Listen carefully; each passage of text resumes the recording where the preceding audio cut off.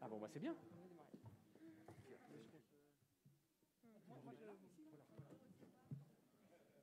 Vous emportez pas mon petit papier qui est juste en dessous. Oui, oui, vous inquiétez pas.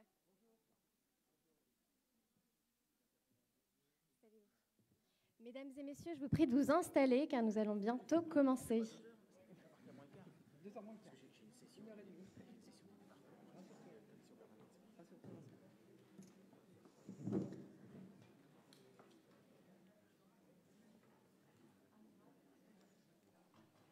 Asseyez-vous et je vous inviterai à...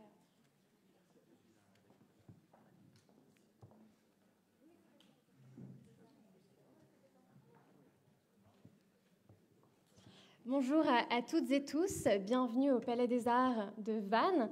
Nous sommes très heureux de vous accueillir avec la section du Mouvement européen Morbihan en terre bretonne pour cette nouvelle édition. Une Europe innovante en région Bretagne. Donc pour introduire cette nouvelle édition, j'ai l'honneur de me tourner vers nos 5 intervenants et plus particulièrement vers Madame le Pape qui va introduire cette cérémonie adjointe à la mairie de Vannes. La mairie de Vannes qui nous a énormément soutenus tout au long de l'organisation. Je vous en prie, Madame le Pape.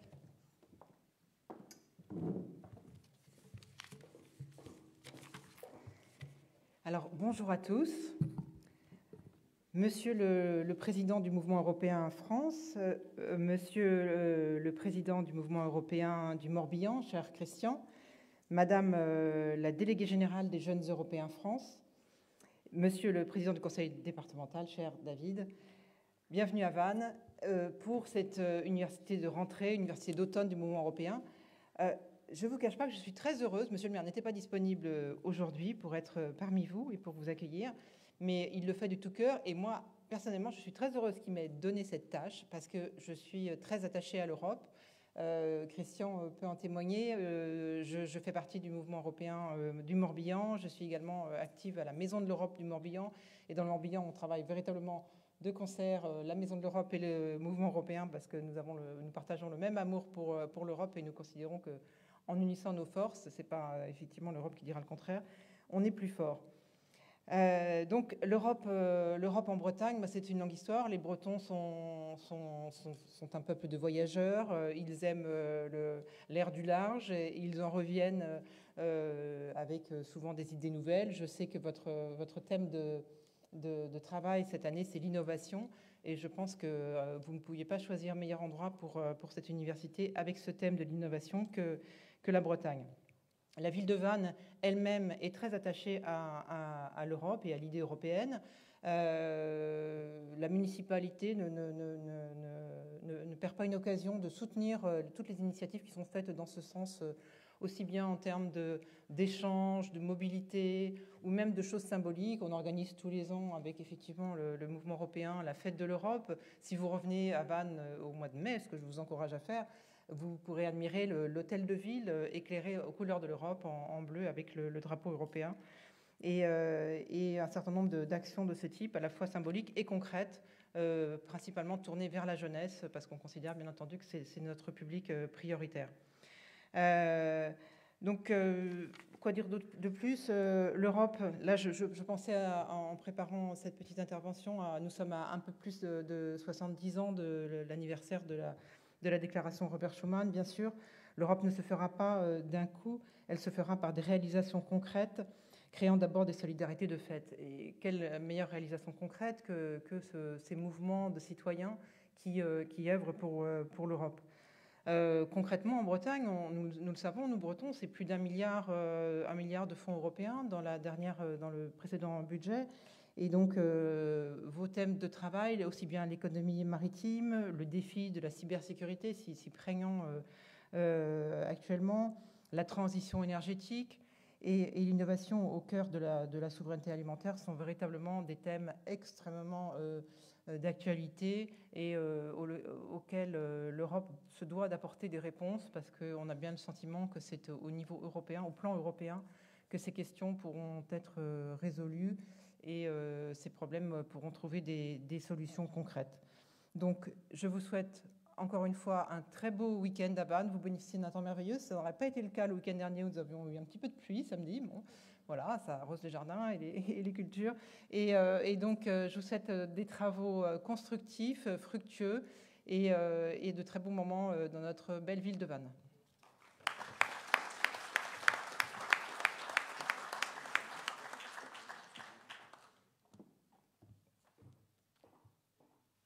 Et je cède désormais la parole à Monsieur David Lapartien, président du conseil départemental. Je vous en prie. Merci, Monsieur le Président du Mouvement européen France, Monsieur le Président au niveau départemental, Madame la représentante au niveau des jeunes, Madame l'adjointe au maire et chère Hortense, Mesdames, Messieurs. On s'était vu il y a quelque temps avec Monsieur Tabiasco à l'époque, j'avais encore la casquette de maire de Sarzeau, mais déjà européen convaincu. Et il était venu me voir à l'époque en tant que président de la commission des finances, voir s'il était imaginable que la commune qui était la mienne soutienne cette organisation. Et je vous avais dit naturellement oui. Et vous m'avez dit, on ne sait jamais ce qui peut se passer. Si vous êtes en responsabilité, est-ce que vous accepteriez de venir? Naturellement, j'ai mis cette date dans mon agenda et j'ai décalé la commission permanente du département qui sera tout à l'heure à 3 heures pour pouvoir être aujourd'hui avec vous à cette ouverture, tant je suis attaché à la construction européenne, à l'idée européenne, même si vous allez voir dans mes propos, il y a beaucoup de choses positives, puis il y a des choses où on attend plus d'Europe, et puis il y a des choses, quand elles se mêlent de nos camemberts, peut-être un petit peu moins, mais vous allez voir que je pense qu'il y a beaucoup à retenir, et vous le savez, si vous êtes ici, c'est que vous êtes des convaincus de la construction européenne. Vous savez, le 11 novembre, je vais, comme beaucoup de Français, sur le monument aux morts de la ville qui est la mienne, et j'ai le nom de mon arrière-grand-père qui est sur ce monument aux morts. J'ai aussi, je me souviens de mon grand-père, les propos qui étaient tenus quand il y avait des Allemands qui venaient dans notre camper autour de sa ferme. Et je vois toute finalement l'intelligence qu'ont eue celles et ceux qui ont construit l'Europe.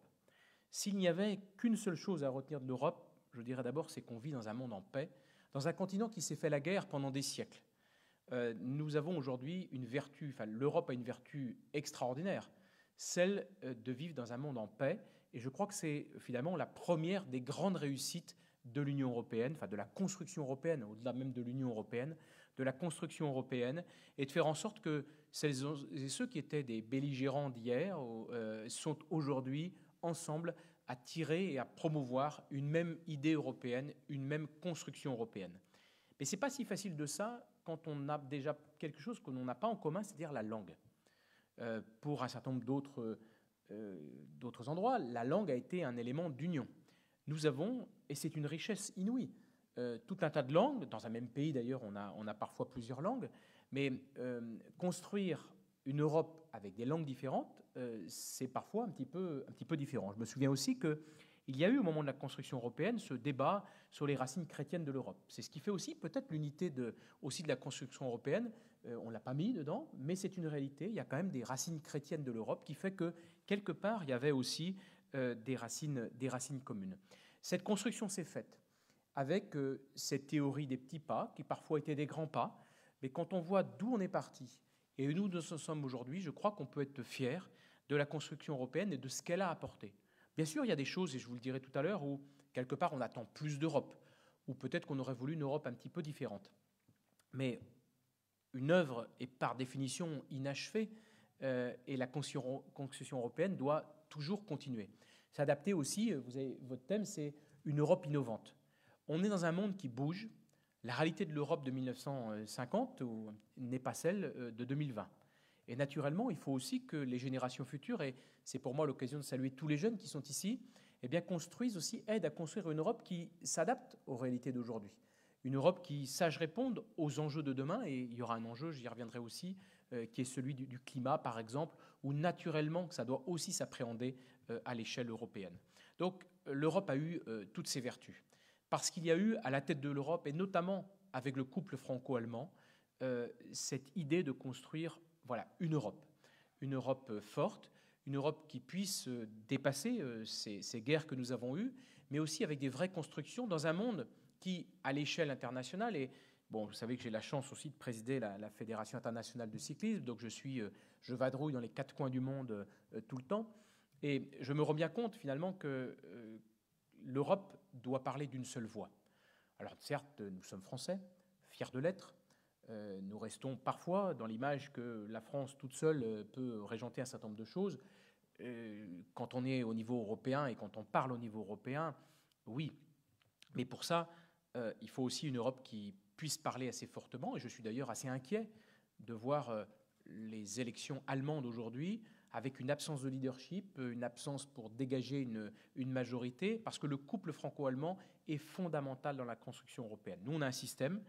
Moi, je suis un militant de la Ve République, je suis un gaulliste social, et donc je pense que notre système a aussi cette force, c'est que le président de la République a toute légitimité quelque part pour parler au nom de notre pays, et ce couple franco-allemand, il est fondamental dans la construction européenne. Des étapes ont été franchies, elles ont permis de passer effectivement de cette Europe d'acier et du charbon, on va dire, sur une Europe plus politique, qui œuvre dans de nombreux domaines et qui a pu aboutir à de très très nombreuses avancées.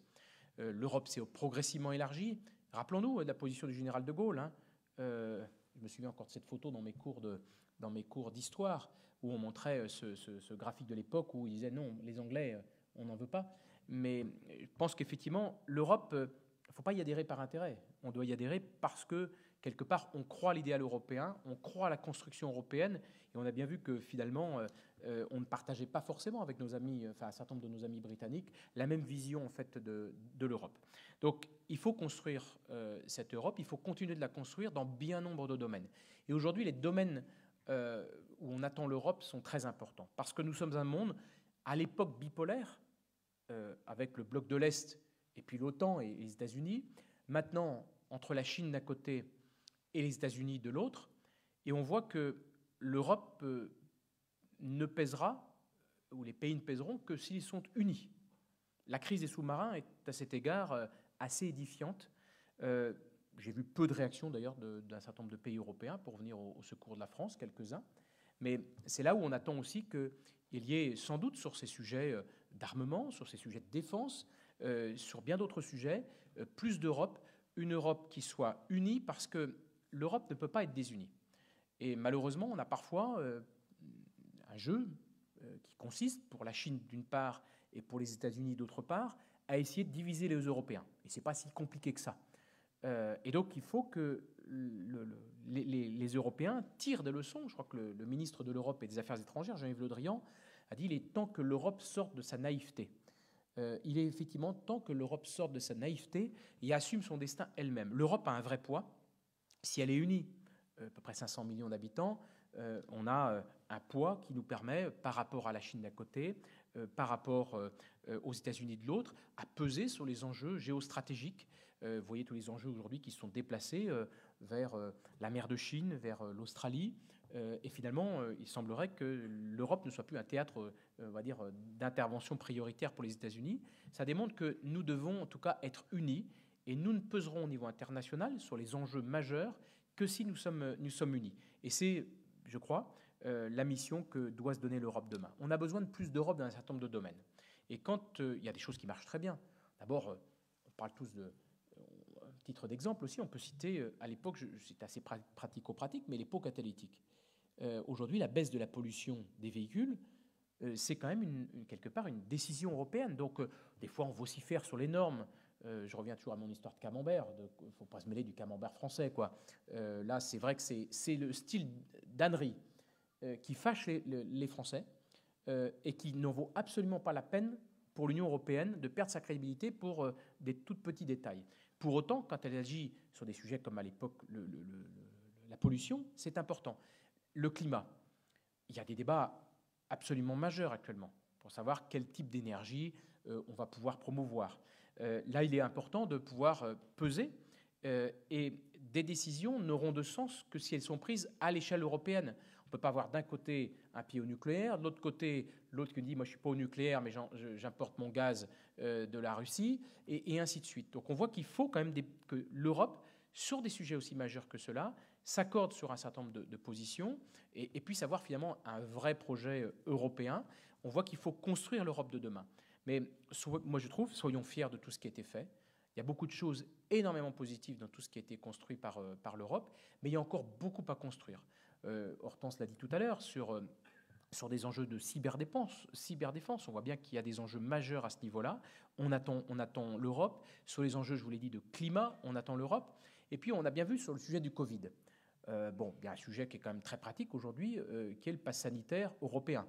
moi qui suis presque toutes les semaines dans un pays européen, c'est quand même très pratico-pratique. Ça marche bien. Donc l'Europe, elle n'est pas non plus que dans des dysfonctionnements, elle apporte des réponses assez précises quand elles sont concertées. Sur la vaccination, elle marche plutôt quand même pas mal en Europe, et aussi parce qu'il y a eu des discussions, des achats en fait à l'échelle européenne, et il me semble que l'Europe a plutôt bien géré. Après, c'est dans les mesures prises État par État, mais il faut admettre que parfois, on voit bien que nous, la situation du Morbihan n'est pas forcément celle du Seine-Saint-Denis. Donc, il faut parfois savoir s'adapter. Mais on voit aussi que l'Europe, me semble-t-il, on peut toujours tirer des leçons, aura peut-être plus efficace, mais je trouve qu'elle l'a été. Elle l'a été sur la vaccination, sur tout ça. Donc, l'Europe peut apporter des réponses très concrètes à notre vie quotidienne, mais nous sommes dans un monde qui est global, qui est globalisé, et donc pour ça, il faut naturellement que l'Europe soit unie. Et le plus grand enjeu qu'auront à surmonter les Européens, c'est justement de surmonter leurs divisions éventuelles pour porter un même message, porter une même voix. Et pour ça, je reste persuadé que le couple franco-allemand est le moteur et le ciment de l'Union européenne. Il faut qu'il en soit ainsi. L'Europe a franchi aussi a dépassé un certain nombre de préceptes, notamment celui de pouvoir avoir des emprunts, on va dire, consolidés. Bon, après, est-ce que c'est bien, est-ce que c'est mal? Est-ce que la vertu, c'est uniquement d'avoir des emprunts consolidés? Ça montre en tout cas une certaine idée de la solidarité à l'échelle européenne qui peut avancer. Ça suppose qu'il y a un certain nombre d'efforts qui soient faits ici et là, mais il y a aussi des choses fabuleuses qui sont faites. Quand je vois les étudiants européens, quand vous regardez les étudiants, il y a plein de jeunes ici dans la salle, on est fiers d'être français, et quand on est français, on est fiers d'être breton, quand on est breton, on est fiers d'être morbionnais, et quand on est morbionnais, on est fiers d'être de la presqu'île de Russe, et quand on est de la presqu'île de Russe, on est encore plus fiers d'être de Sarzeau, mais il n'empêche qu'on est européen.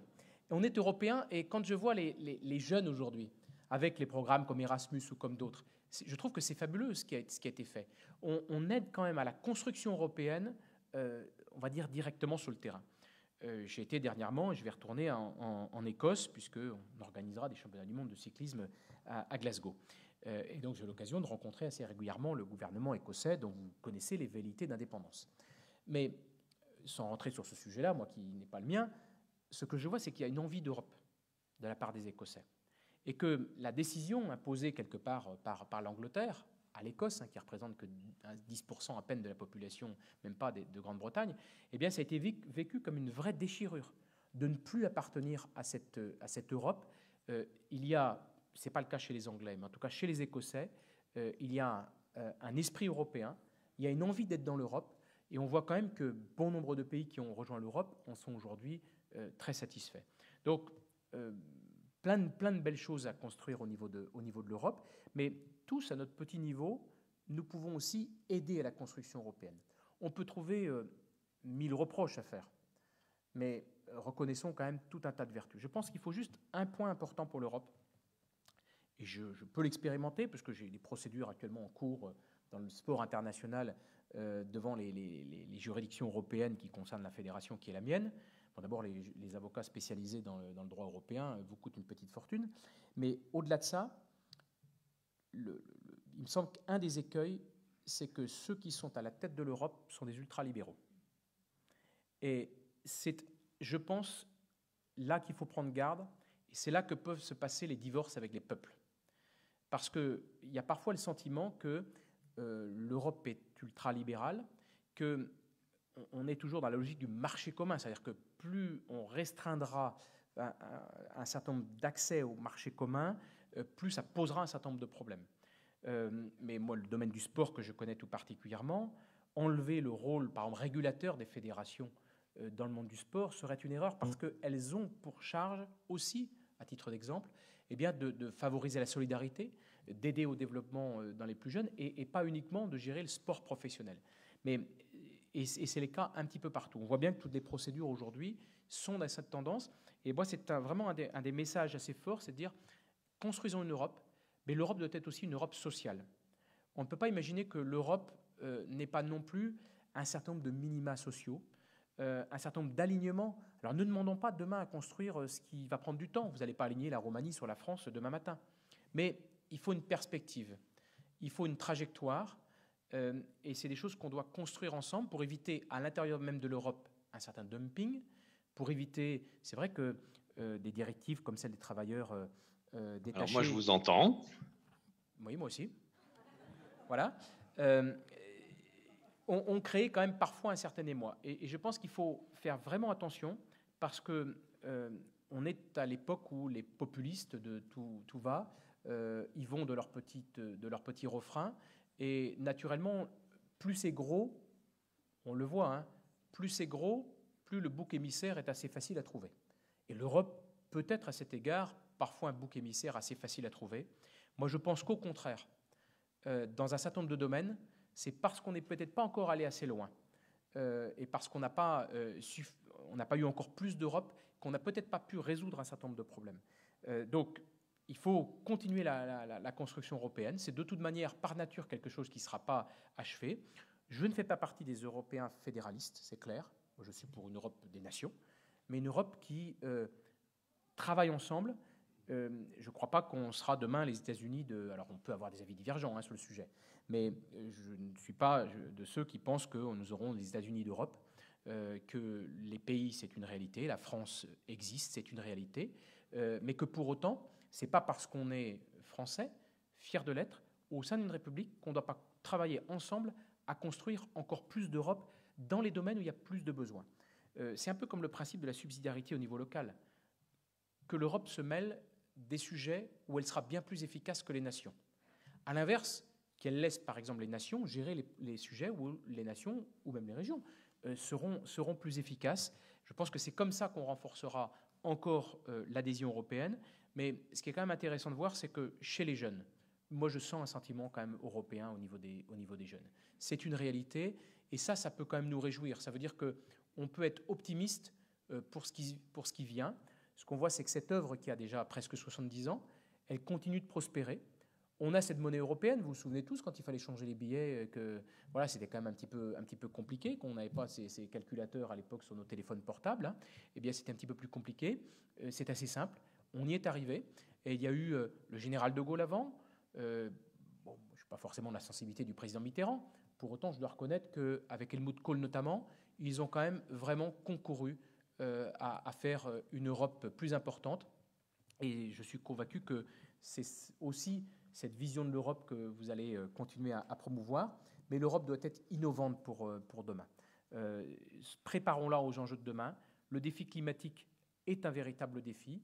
Mais soyons aussi, ne nous mettons pas trop de barrières ultralibérales, c'est-à-dire que des éléments protectionnistes à l'échelle européenne, c'est-à-dire que faire en sorte que les marchandises ou les services qui rentrent en Europe soient soumises aux mêmes règles que celles qui s'appliquent aux pays membres de l'Union européenne, ne me semble pas être une demande extravagante. Elle est importante pour faire en sorte que nous alignions finalement par le haut, tant au niveau social qu'au niveau environnemental. Et c'est là où je pense que l'Europe peut construire un certain nombre de choses, mais elle ne le fera que si elle est unie. La France ou même l'Allemagne seule n'auront jamais le poids suffisant pour le faire. L'Europe aura ce poids pour le faire, et on pourra imposer un certain nombre de conditions d'accès en fait au marché public. Et c'est, je pense, ce qu'on peut continuer à faire ensemble. Alors, je ne vais pas être trop long parce qu'il y aurait beaucoup de choses à dire pour l'Europe, mais moi je reste vraiment un militant de l'Europe, un militant convaincu de cette construction européenne, et avec finalement ce que j'ai dit au début, c'est que cette vertu, c'est de vivre dans un monde en paix en Europe. La paix n'est jamais quelque chose de totalement et définitivement acquis. Pour autant, je pense que c'est à mettre vraiment au rang des réussites de l'Union européenne et de la construction européenne et de ceux qui l'ont précédée. J'ai eu la chance aussi de présider avant l'Union cycliste internationale l'Union européenne de cyclisme. Donc j'avais comme membres tous les pays de l'Union européenne plus tous les pays de l'Europe, donc 50 membres. Et pour vous dire qu'il y a quand même un esprit européen. Et il y a, pour ceux qui ne sont pas dans l'Union européenne, pour un certain nombre de raisons, il y en a qui n'y seront jamais, mais il y en a qui quand même regardent vers l'Europe, ont envie d'Europe, parce qu'ils voient bien ce que ça a apporté au peuple. On vit quand même dans un certain nombre de démocraties ici. Les pays européens sont quand même des démocraties, sont des pays de liberté, et parfois nos modèles sont critiqués, mais ils sont aussi partout enviés. Donc c'est cette Europe-là qu'on souhaite continuer à construire. Merci à tous.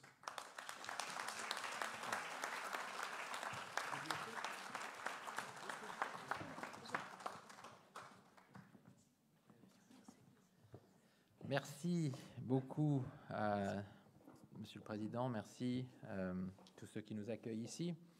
Merci à vous tous, vous toutes, d'être là. Donc, pour cette université d'automne, la 15e du nom pour le mouvement européen France. Nous étions à 3 l'an dernier, pardon. L'an prochain, on ne sait pas où on sera. Mais pour l'instant, nous sommes là et nous sommes très heureux de l'être. Et donc, Hortense Lepaf nous a accueillis au nom de la mairie de Vannes. Je la remercie pour sa présence et pour le support que nous a apporté la mairie de Vannes. David Lapartien vient de le faire pour le département du Morbihan. Je remercie évidemment aussi Christian qui est là, toute la section du Morbihan, pour tous les efforts faits pour nous accueillir, pour la réussite de cette organisation, les jeunes Européens et l'honneur qui les représente.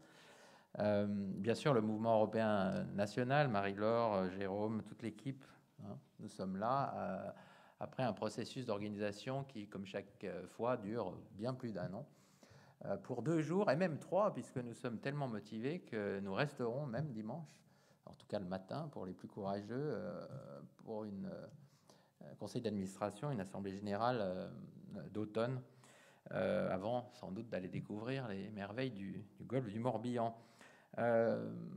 Le thème, il a été rappelé, donc je vais faire court. On avait défini il y a très longtemps, hein, l'innovation, région Bretagne, avec 4 tables rondes.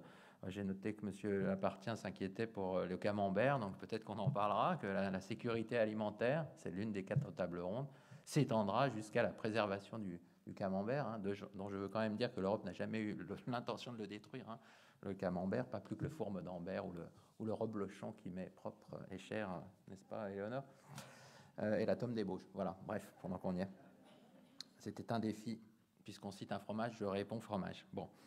Évidemment, on se réunit aussi dans une actualité particulière cette année. Hein. L'actualité, elle est d'abord institutionnelle. Il va y avoir, il y a une conférence, hein, sur le futur de l'Europe qui existe et à laquelle nous devons participer, que nous devons promouvoir.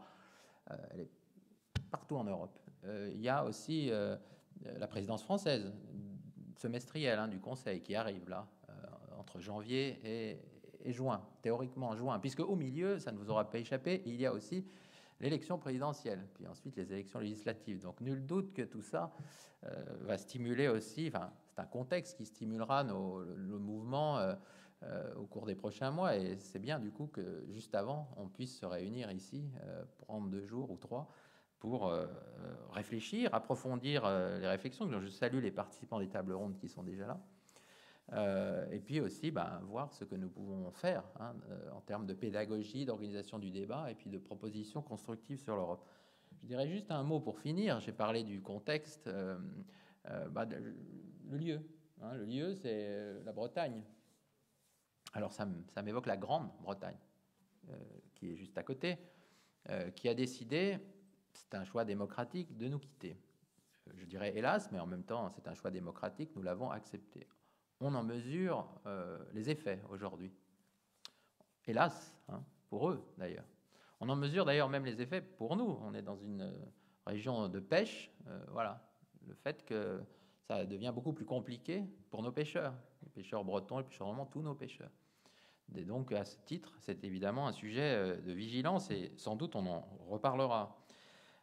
Nous sommes tout près de l'Atlantique. Alors ça m'évoque l'Oural, hein, parce que ça aussi, citer De Gaulle quand on parle d'Europe, c'est toujours un défi. Comme David Lapartien l'a fait, je relève ce défi. Il parlait de l'Europe de l'Atlantique à l'Oural. Alors à l'Oural, c'est la Pologne. La Pologne qui, non pas le peuple polonais, mais les autorités polonaises qui sont en train de prendre des décisions très fortement eurosceptiques. Pas europhobes, hein, parce que les Polonais n'ont pas du tout l'intention de quitter l'Union européenne. Et donc ça nous pose à tous un défi. Il y a des droits et des devoirs quand on fait partie de l'Union européenne. Le droit européen, on le rappellera, il ne s'applique pas à tous les pans de l'action des États et des régions. Hein. Le droit européen, c'est 20% à peu près de nos droits, c'est pas 90%. On peut être autonome au sein de l'Union européenne. Mais enfin, quand on a décidé d'en faire partie, on en respecte les principes. Et l'un des principes, c'est la primauté du droit communautaire pour les sujets qu'il régule. Et puis, comme on est au bord de l'Atlantique, ça m'évoque aussi l'OTAN, l'organisation du traité de l'Atlantique Nord, n'est-ce pas? Il est là, l'Atlantique Nord, c'est là, Christian, tu m'as dit. Hein, c'est là. suis un peu déboussolé, là, j'arrive. Bon, on le voit bien, l'Europe est un moment fondateur de son histoire, puisque, bien sûr, nous faisons partie de l'Alliance Atlantique, les Américains sont nos alliés. Il y a en même temps une sorte de nouvelle guerre froide qui émerge entre les Américains, les Chinois, et les Européens doivent se positionner au milieu, je ne dis pas à mi-chemin, mais au milieu de ce duopole qui émerge, et en tout cas s'unir davantage, parce que l'union fait la force. Et donc voilà, c'est quelques mots que je voulais dire en introduction, pour souligner combien nous sommes dans un lieu et à un moment particulièrement stimulant pour cette université d'automne 15e du nom. Et donc je nous souhaite à toutes et à tous une bonne université d'automne, et je vous remercie d'être déjà là pour en profiter. À très bientôt.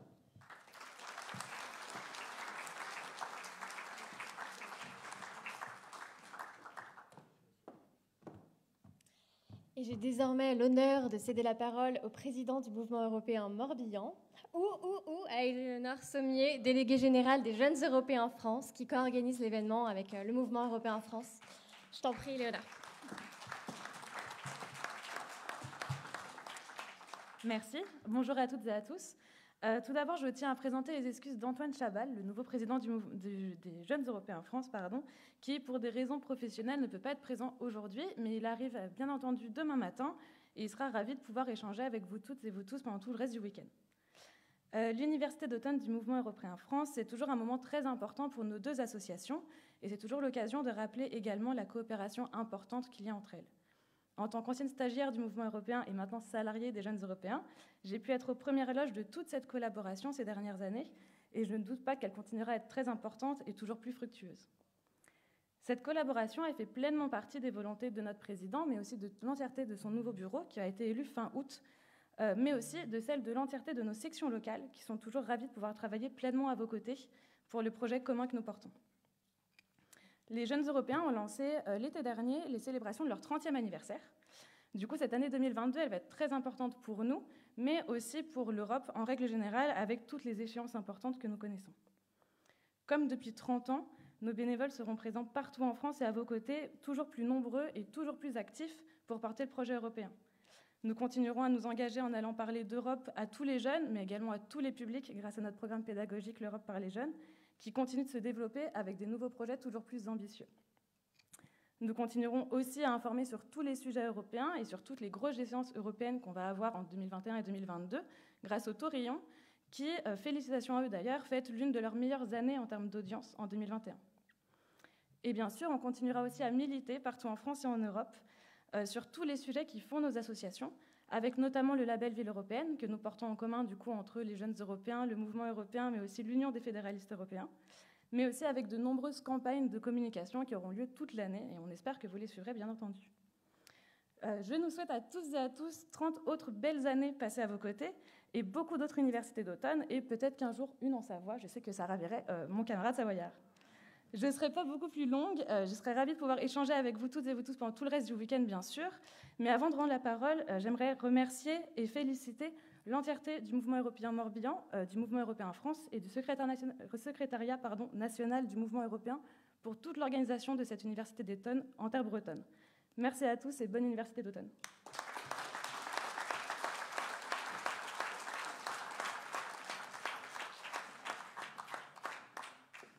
Bien, je vais être court. Bienvenue à tous, merci, je suis très heureux de vous voir ici, présent. Alors, je vais être bref, mais quand même, je veux dire comment on a pu transformer cette idée folle un peu d'organiser l'université d'automne à Vannes. Nous sommes une jeune section. Mais voilà, finalement, on s'est aperçu que c'était une bonne idée. D'abord, c'est une bonne idée parce que c'est une très bonne équipe. Je peux d'autant plus en parler que j'y suis pour pas grand-chose, pour rien même. L'équipe a été constituée par la créatrice, la fondatrice, Jacqueline Fallot, qui devait à mes côtés être là pour l'ouverture, mais elle ne peut pas être là parce que malheureusement, elle a connu le décès de son époux, Pierre, qui a été aussi administrateur de notre mouvement. Donc, nous y penserons pendant cette université, on lui doit beaucoup. D'autre part, rapidement, c'est une bonne idée parce que parler de l'Europe innovante en région Bretagne, merci au mouvement d'avoir accepté de parler de la Bretagne. Mais ça va vous paraître évident dans les thèmes. La Bretagne, c'est le lieu parfait, à mon avis, de rencontre. Les Bretons sont pro-européens, les analystes politiques le montrent très bien. Il suffit d'aller sur les documents de Sciences Po Rennes, vous verrez cela expliqué en long et en large. Donc, la Bretagne, ça a été la rencontre entre des initiatives politiques, économiques, tout à fait innovantes dans les années 60-70, vous le savez tous, avec les politiques publiques de l'Union européenne. Et ça donne ce que est devenu la Bretagne. Et les thèmes que l'on aborde, que ce soit la cybersécurité ou que ce soit la transition énergétique, qui sont des thèmes un peu modernes, mais et les autres, la politique agricole commune, bien sûr, et le dernier qui m'échappe un peu, pourtant, faute d'y travailler, mais va vous montrer combien il y a cette relation entre l'Europe et les régions, par l'exemple de la Bretagne. Merci en tout cas d'être venu. Merci à nos partenaires. Vous avez entendu le président du département qui nous aide. Le département nous aide beaucoup. La région nous aide. La mairie de Vannes, l'agglomération de Vannes sont des partenaires publics à qui nous devons beaucoup. Voilà, je vous souhaite une bonne université d'automne. Merci.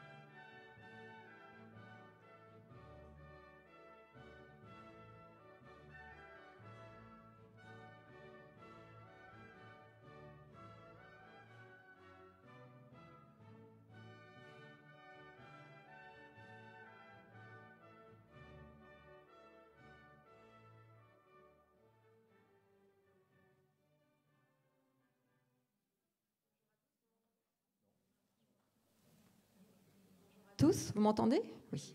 Bonjour à tous. Alors pour ceux qui ne me connaissent pas, je suis Marie-Laure Charles. Je suis la vice-présidente du mouvement européen et donc Madame événement au MEF. Donc l'université d'automne, je les organise depuis tellement longtemps.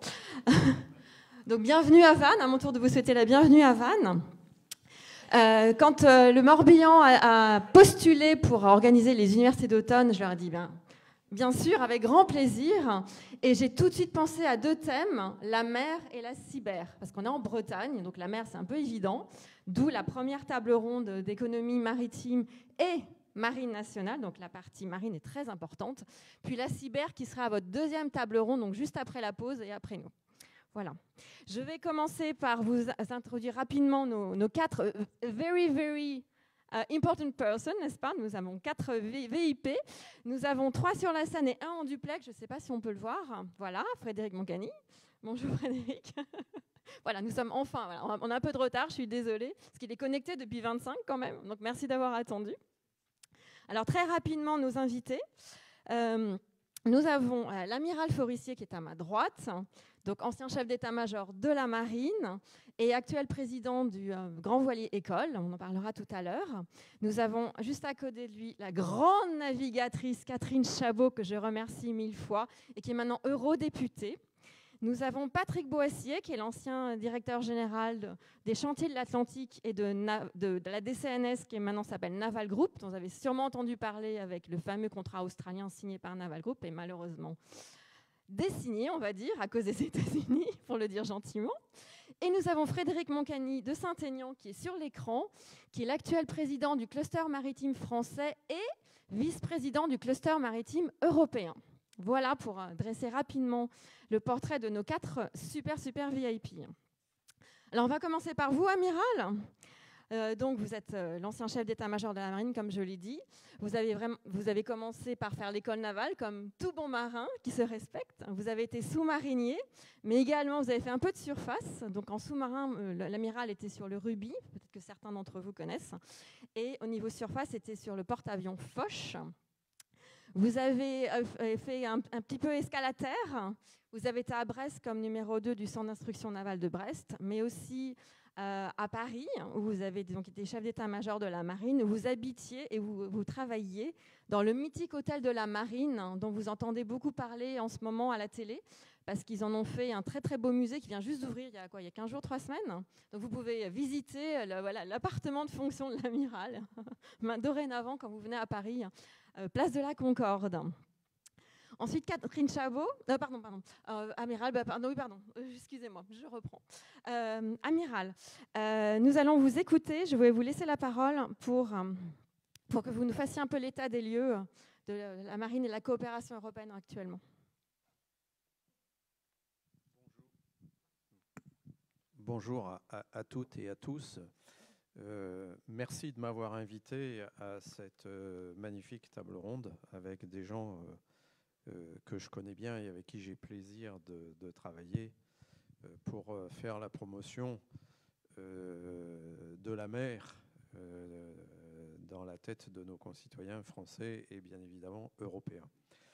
Puisqu'on parle de stratégie, je voudrais commencer juste par une petite précision de vocabulaire. Dans ma pratique professionnelle, j'ai pu constater, et ça s'aggrave de plus en plus avec la révolution numérique et le cybermonde dans lequel nous sommes en train de nous adapter petit à petit, c'est qu'on confond très souvent tactique et stratégie. Et ça me paraît très très important de bien faire le distinguo. La tactique, c'est l'action instantanée sur le terrain, là, maintenant, tout de suite, dans l'urgence. Et les pieds dans la glaise, si je puis dire. La stratégie, au contraire, c'est la vision long terme. C'est l'objectif qu'on se fixe et qu'on veut atteindre et qui nécessite d'être soutenu par une volonté et une vision politique à long terme. Et ce n'est pas si simple que ça de bien faire le distinguo entre les deux. Et bien souvent, on se complaît dans la tactique et on croit avoir fait de la stratégie. Avant de venir ici, je me suis amusé à taper sur Internet « stratégie européenne » et on trouve des stratégies de tout. C'est-à-dire qu'au lieu d'avoir une vision globale, qu'est-ce que c'est l'Europe, où veut-elle aller, que veut-elle devenir, qu'est-ce qu'elle veut faire et surtout qu'est-ce qu'elle ne veut pas faire, on sectorise. Donc vous avez une stratégie de l'environnement, une stratégie de l'énergie, une stratégie de la finance. Mais tout ça, sur le terrain, ça ne fait que des petites actions tactiques. Il n'y a pas cette grande vision, ce cap qu'il faut atteindre. Je pense que nous devons tous nous y atteler. Le travail est en cours, donc je suis optimiste, ça va finir par se faire, ça prendra du temps, mais on ne part pas de rien, parce qu'en Europe, il y a beaucoup de gens qui travaillent à élaborer cette vision. Malheureusement, pour l'instant, on n'en est qu'au stade du travail, on en est au stade de la réflexion, on n'en est pas encore au stade de l'appropriation par les responsables politiques et surtout de la mise en œuvre. Alors maintenant, je viens à des choses plus concrètes. Quand on veut avoir une vision et qu'on veut savoir où on va sur cette petite planète bleue qui est la nôtre, un des paramètres essentiels que l'on retrouve toujours, c'est la géographie. On ne peut pas essayer de se positionner, quel que soit ce qu'on fait d'ailleurs, sans commencer par examiner son environnement géographique. Donc géographiquement, l'Europe, c'est quoi? Contrairement à ce que pensent la plupart d'entre nous, ça n'est pas un continent. Parce que quand vous regardez l'Europe à la loupe, c'est ce que fait Thomas Pesquet tous les jours, plusieurs fois par jour depuis là-haut, vous apercevez que la mer est absolument partout. Il y a de l'eau absolument partout. Et que ce continent qui pourrait avoir une belle frontière tout autour, il a en fait très peu de frontières terrestres, et énormément de littoral. Je devrais dire de littoraux, parce que la mer qui entoure l'Europe, elle est extrêmement variée, comme les Européens. Dans le nord, vous avez un immense lac, très peu profond, la Baltique, qui en fait est un espèce de trou monstrueux dans les frontières naturelles de l'Europe et qui a ses problématiques propres. Ensuite, vous avez l'océan Atlantique et la mer du Nord qui en fait partie. Ça, c'est une partie de l'énorme océan mondial. Et donc, les gens qui sont riverains de cet océan, ils sont appelés vers le grand large.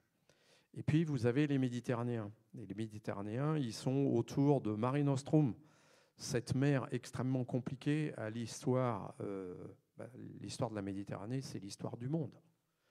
Tout est parti de là et tout continue à se passer là. Et puis, c'est une mer qui n'est pas une mer de carte postale. Une mer très, très difficile, très compliquée. Et donc, les gens qui sont au contact de ces zones maritimes ont une attitude très, très différente. Et nous voulons faire équipe tous ensemble et avoir un objectif commun. Le challenge est quand même très, très haut, mais c'est quand on est face à une haute montagne qu'on devient des alpinistes de très haut vol, ce que nous espérons devenir très bientôt.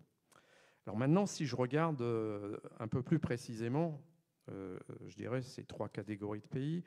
Donc les Nordiques qui s'occupent de la Baltique et qui finalement ont qu'une peur, c'est que cette brèche serve de passage facile à l'envahisseur. Vous avez les gens de l'Atlantique qui ne sont pas forcément ceux auxquels on pense, puisque les gens de l'Atlantique, alors on a parlé déjà de nos amis britanniques, eux ils sont en plein dedans, mais ils ne sont plus dans l'Europe malheureusement. Les Français, les Portugais, un peu les Espagnols, mais les Espagnols, ils sont comme nous, ils ont aussi un pied en Méditerranée, et les Danois. On oublie les Danois parce que les Danois, ils ont une immense possession qui s'appelle le Groenland. Et vous remarquerez que la politique maritime de ces différents pays, elle est très liée à cet esprit océanique. Et par exemple, pour parler d'une chose que je connais un petit peu, les marines d'État. Dans beaucoup de pays, la marine d'État, c'est l'armée de mer. Et il y a 3 pays dans lesquels l'armée de mer, enfin la marine n'est pas l'armée de mer, elle est beaucoup plus que ça. Elle est la marine de l'État, et donc elle couvre tout le spectre, y compris les activités civiles de la mer. Eh bien, c'est justement la France, le Portugal et le Danemark. Les pays qui sont océaniques. Bon, on pourrait discourir comme ça pendant très longtemps, mais je ne veux pas vous abreuver très longtemps. Et pour venir à l'aspect naval, c'est donc lié à la défense. Toujours quand on veut regarder le paysage dans lequel on est. En matière navale, nous avons 2 acteurs principaux qui sont l'OTAN d'une part, l'Union européenne d'autre part.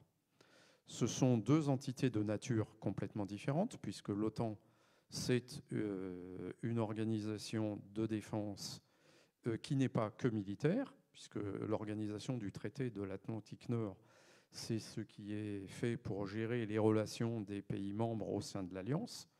La dimension militaire est prégnante, mais il y a aussi une dimension politique, il y a une dimension économique.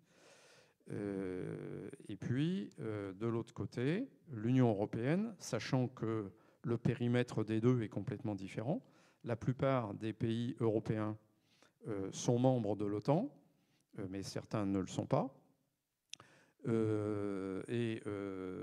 Parmi les membres de l'OTAN, on en a qui sont européens, et on en a qui ne le sont pas, et parmi ceux qui ne le sont pas, on a les plus gros.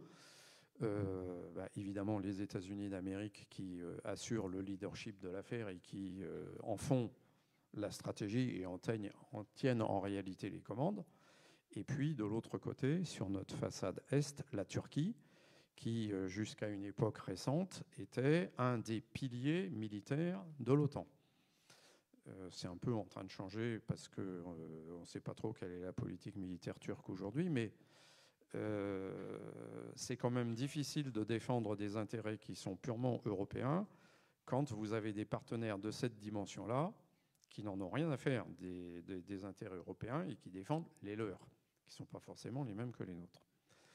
Et alors, dans ce paysage très très complexe, comme il faut bien travailler et qu'il faut bien aller de l'avant et que souvent dans le domaine de la défense, il y a des urgences à régler, on a vu se mettre en place au fil de l'histoire un certain nombre de coopérations bilatérales ou multilatérales. Et donc finalement, on a un patchwork d'instances au sein desquelles le travail se fait. Et là aussi, c'est difficile de trouver un fil directeur commun. Quand, par exemple, vous travaillez avec nos amis britanniques du temps où ils étaient encore dans l'Union européenne sur la problématique des porte-avions en Europe, et que, en même temps, vous essayez de travailler avec les Italiens sur la problématique des frégates de combat de grande taille en Europe. Tout ça fait, mais notre ami Patrick Boissy en parlera plus avant que moi, que de temps en temps, il y a des courts-circuits dans certains circuits de décision qui ne sont pas très très faciles à gérer. Donc, pour ne pas monopoliser la parole trop longtemps, je dirais que la coopération navale en Europe, aujourd'hui, elle fonctionne très bien, mais elle est encore au niveau tactique. À l'heure où je vous parle, nous avons 2 opérations européennes à la mer qui fonctionnent très très bien. L'opération Atalanta, qui est au large de la côte de la Corne de l'Afrique et qui a complètement éradiqué la piraterie dans cette zone-là, alors qu'il y a quelques années, on présentait la piraterie à la Corne de l'Afrique comme un problème majeur. La piraterie existe toujours, mais elle a changé de point d'application. Aujourd'hui, les grands problèmes sont dans le golfe de Guinée. Et puis l'opération Sophia, qui est en Méditerranée orientale et qui essaye de régler le problème de la crise migratoire, qui est une autre problématique qui fait référence à d'autres sujets et qui est extraordinairement plus compliquée encore que l'affaire des pirates.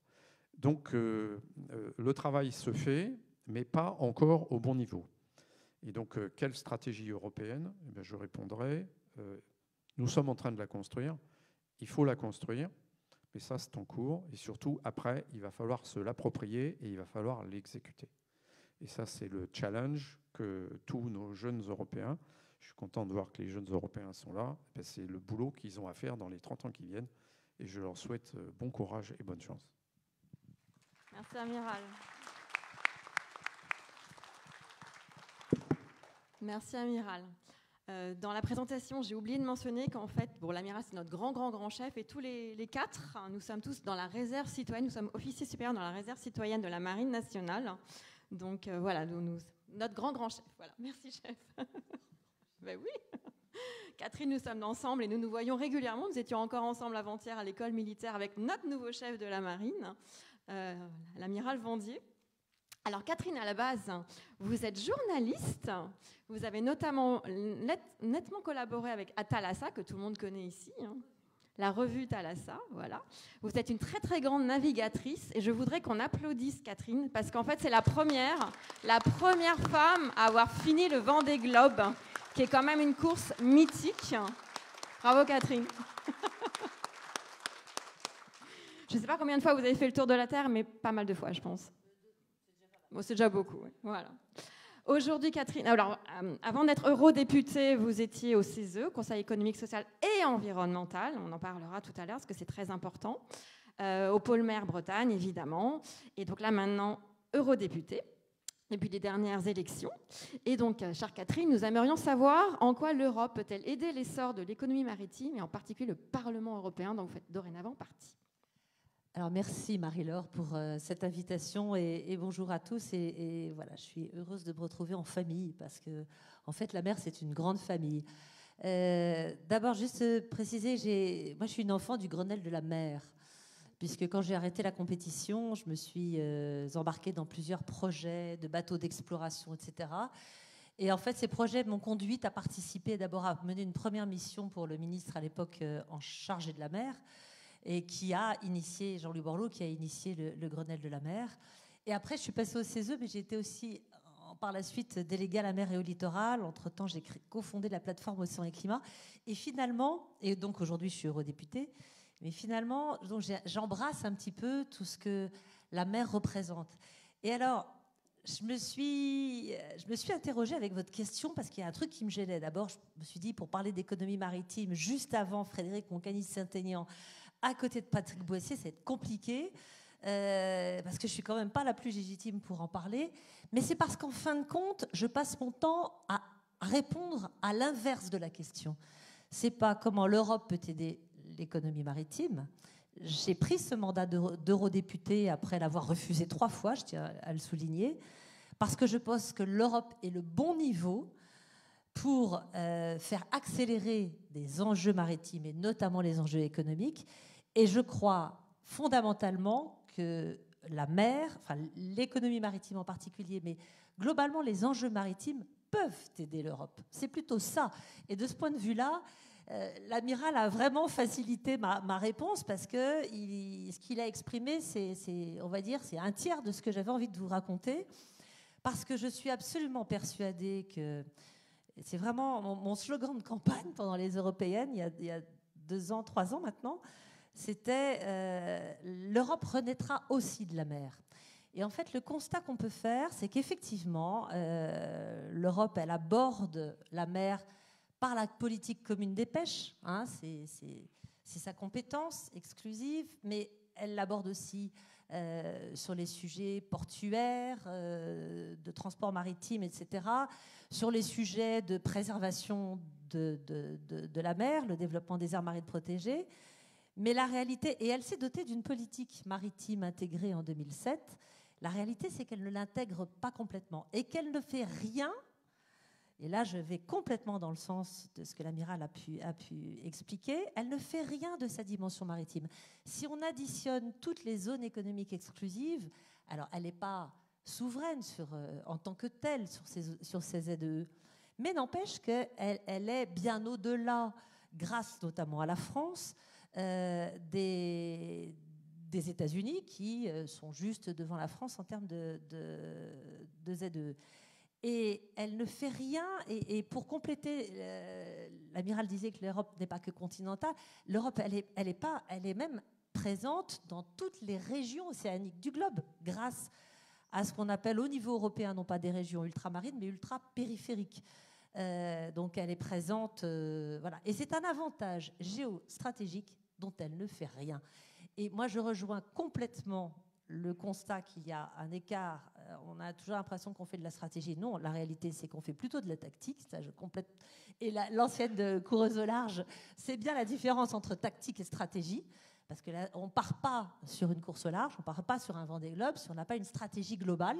Et après, la tactique, on l'affine un peu, non pas au jour le jour, mais avec un peu d'anticipation, etc. Et donc, tout l'enjeu, et là, je vais quand même répondre à votre question, mais c'est vrai que comment la mer peut aider l'Europe. En fait, quand on parle d'économie maritime, et donc Frédéric, qui va parler après moi, corrigera toutes les bêtises que je vais pouvoir raconter. Je vais l'expliquer avec mes mots à moi. Il y a un peu l'économie que j'appelle historique, c'est-à-dire la pêche, le transport maritime, la construction navale, la défense, ça fait partie de cette économie historique. Et puis, il y a une économie émergente.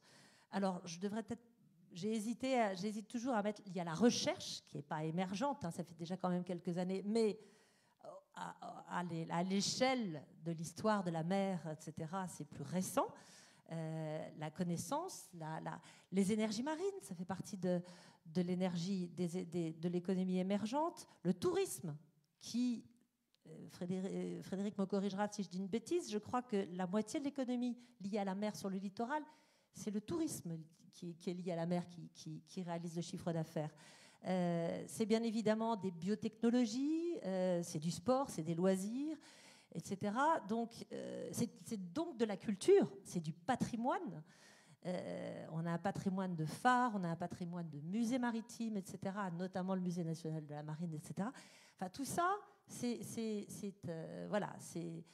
une richesse pour l'Union européenne qu'on partage avec d'autres États, notamment ceux qui sont évoqués par l'amiral, mais qu'on partage aussi, et ça, ils ont du mal à le savoir, avec des citoyens européens, même ceux qui n'ont pas de lien avec la mer, parce qu'on a tous finalement dans notre histoire un lien avec la mer, et d'un point de vue géographique, et j'allais dire géomorphologique, on est même tous liés avec la mer, parce que toutes les rivières viennent avec la mer.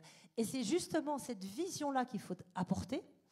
Et là, du coup, j'essaie de répondre quand même à votre question.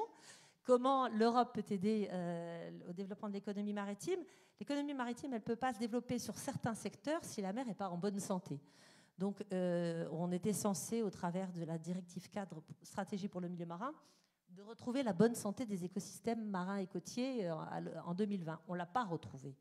On l'a pas retrouvé. Pourquoi? Parce qu'on a eu une vision très littorale, très, voilà, et pas compris qu'il fallait interroger la directive cadre sur l'eau. Il faut réduire les pollutions qui viennent de la terre vers la mer, que ce soit les déchets, les pollutions diffuses. Si on veut développer une aquaculture, et on connaît bien la problématique dans le Morbihan avec la fermeture de la consommation d'huîtres, par exemple sur la rivière de Crac, pas très loin, avec des problèmes de norovirus, de gestion de l'eau. Et ça, les agences de l'eau en France ont commencé à s'en rendre compte. Les agences de l'eau qui ont à décliner la directive cadre sur l'eau. Donc, pour répondre à la question, l'Europe, elle aide d'abord au niveau de la connaissance. Donc, il faut renforcer. Et ça, il y a un grand programme européen qui s'appelait le programme Horizon 2020. Le nouveau s'appelle le programme Horizon Europe. Et on a de la chance, on a une mission transversale qui a été pilotée par Pascal Lamy et Geneviève Pons, qui vient d'être validée, adoptée par la Commission européenne, adossée au programme Horizon Europe. Et ce programme-là va lancer des appels à projets sur la connaissance, sur la préservation, le zéro déchet, le zéro émission, enfin, etc., etc. Donc ça, c'est un autre sujet. Bien évidemment, l'Union européenne, elle peut aider en soutenant la transition écologique du transport maritime. Et là, moi, je pense, et je suis ravie de pouvoir en discuter avec Patrick Bossier, parce que je crois éminemment que la conjonction, c'est quelque chose que je pousse beaucoup, notamment pour la présidence française de l'Union européenne qui va démarrer le 1er janvier. On a à la fois la mise en œuvre de ce qu'on appelle le pacte vert, avec un plan climat, un plan biodiversité, un plan économie circulaire, et puis d'autres textes intégrés comme de la fourche à la fourchette, ça c'est pour aller qui intègre à la fois la politique agricole commune et la politique agricole commune des pêches, etc. Et donc on a ce Green Deal, et la crise sanitaire a donné lieu finalement à ce plan de relance. On a senti qu'on avait besoin de retrouver de la souveraineté, qu'on avait besoin de retrouver aussi, de réindustrialiser l'Union européenne. Et moi, je suis persuadée qu'on doit faire de l'Union européenne la championne des navires verts sur un certain segment de navires qui ne sont pas forcément les gros porte-conteneurs, etc. Mais quand même, il y a un projet qu'on connaît très bien, qui est le projet Canopée, qui est un projet finalement européen, mais qui ne s'est pas construit comme un projet européen, parce qu'il n'y avait pas de stratégie de vouloir faire de l'Union européenne la championne des navires verts. Et moi, je pense qu'il ne faut pas attendre que les Chinois nous sortent leurs navires à propulsion hybride comme est Canopée. C'est le bateau qui va transporter les pièces, vous savez, de la fusée Ariane, donc du lanceur quand même. Et c'est un groupe européen, donc a dit « Ah non, moi on ne veut pas que le bateau soit construit ni en Turquie, ni dans le sud-est asiatique, etc. » Et je suis sûre que ça, c'est un projet que tu as beaucoup soutenu. C'est un projet qui est... L'armateur, c'est Gifmar. Le chantier, finalement, est néerlandais. Il est construit en Pologne, mais les ailes de propulsion, puisque donc il réinvente la propulsion vélique. Il n'est pas le seul, mais il fait partie de ces projets très, très structurants. Donc il va y avoir, ça va être construit à Caen, chez nous. Et bref, c'est un projet de coopération européenne qui n'a pas été construit comme un projet de coopération européenne parce qu'on fait de la tactique et pas de la stratégie. Et donc, je pense que là... Quand on a préparé, tu m'avais dit qu'il y avait aussi une petite entreprise bretonne dans ce projet ? Il y a des entreprises bretonnes dans ce projet. Il y a des non, les entreprises bretonnes, elles étaient beaucoup présentes dans. Moi, j'ai mené il y a quelques années un projet de navires éco-conçus, de voiliers éco-conçus. C'est pareil qu'il y avait ça s'appelle de la propulsion aussi hybride et avec une aile rigide, etc. Il y avait énormément d'entreprises bretonnes des Pays de la Loire et de tout le littoral atlantique, parce qu'il y a un savoir-faire en France qui est formidable. Et donc, moi, je pense que voilà, il y a cette opportunité. Et enfin, le dernier axe, puisque pour moi, les 4 axes des enjeux maritimes, c'est vraiment la connaissance, la préservation, l'économie bleue et la gouvernance. Si on veut que l'Union européenne aide l'économie maritime, c'est aussi en améliorant sa gouvernance. Et pour l'instant, la mer, elle est traitée par le commissaire en charge de l'environnement, de l'océan et de la pêche.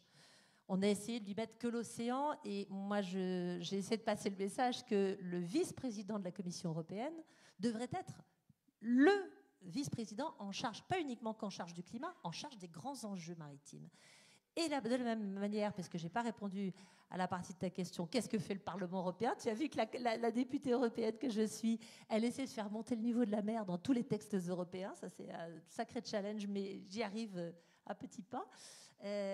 Il faudrait de la même manière améliorer la gouvernance européenne du Parlement européen, parce que quand on arrive comme eurodéputé et qu'on veut porter les enjeux maritimes, on ne sait pas où atterrir. Moi, je ne voulais pas être que dans la commission pêche, environnement, je suis aussi dans la commission développement.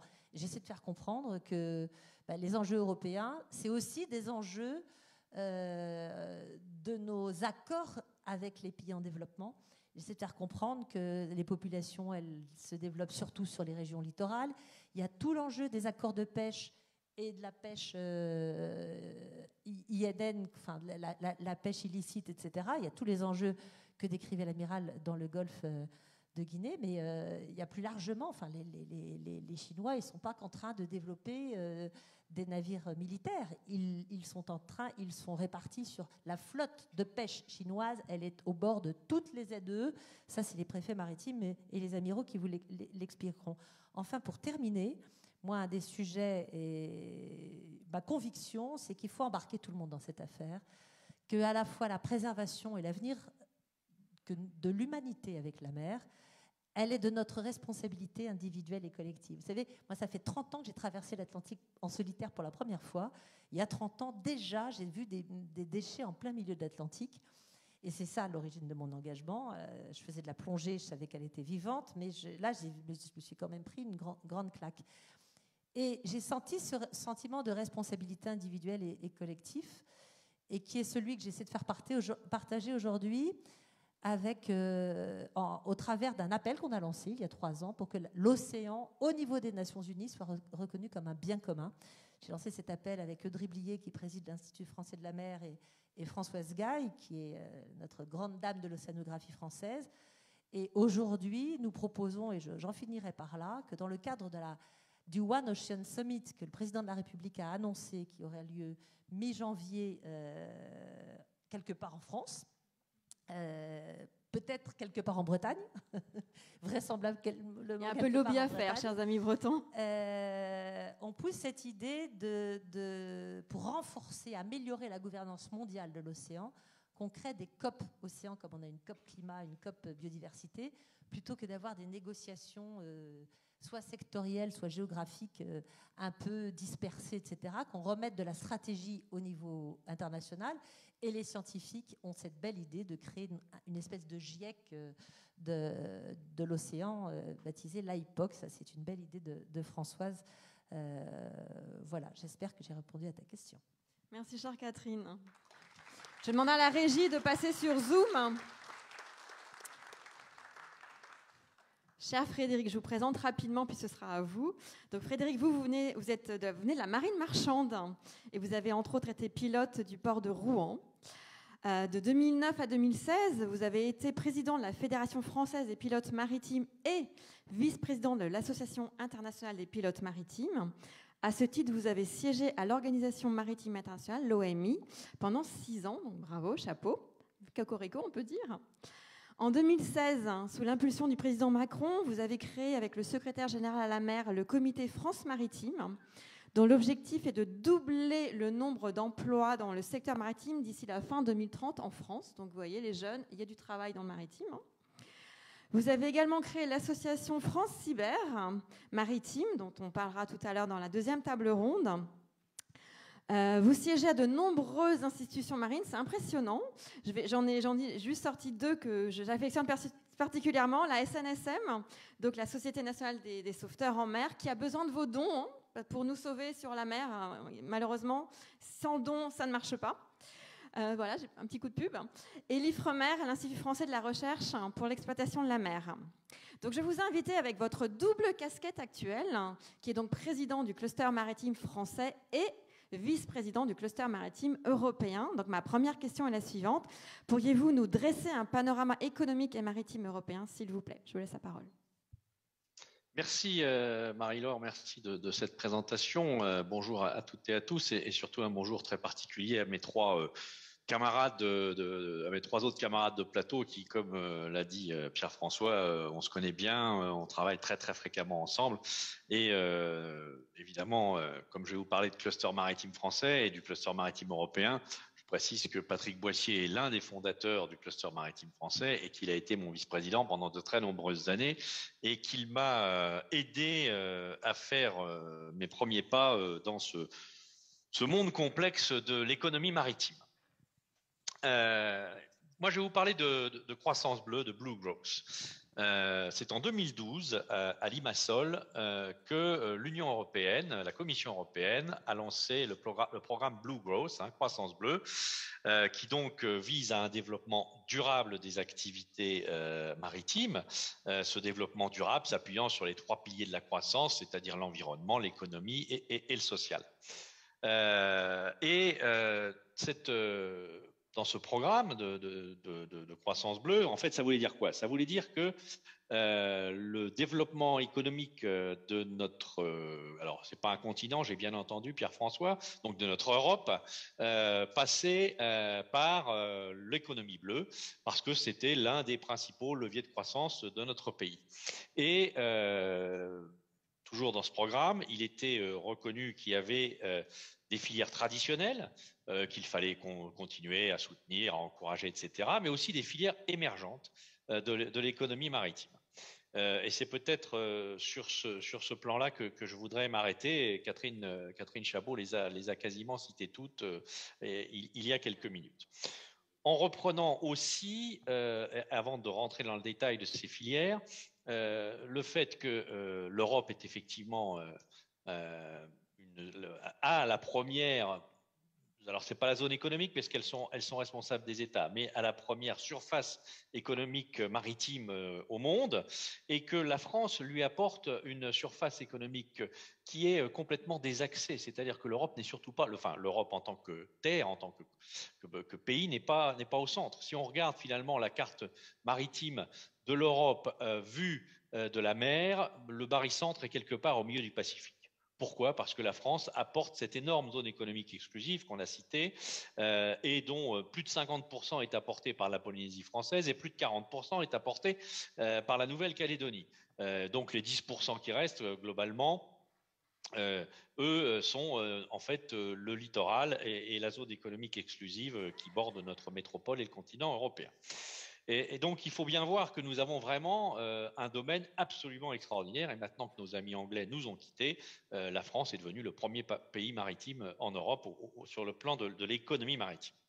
Alors, pour essayer de garder un peu quelques chiffres en tête, aujourd'hui, l'économie maritime française, c'est à peu près 500 000 emplois et une centaine de milliards d'euros de valeur de production, ce qui nous met entre 3 et 3,5% du PIB français.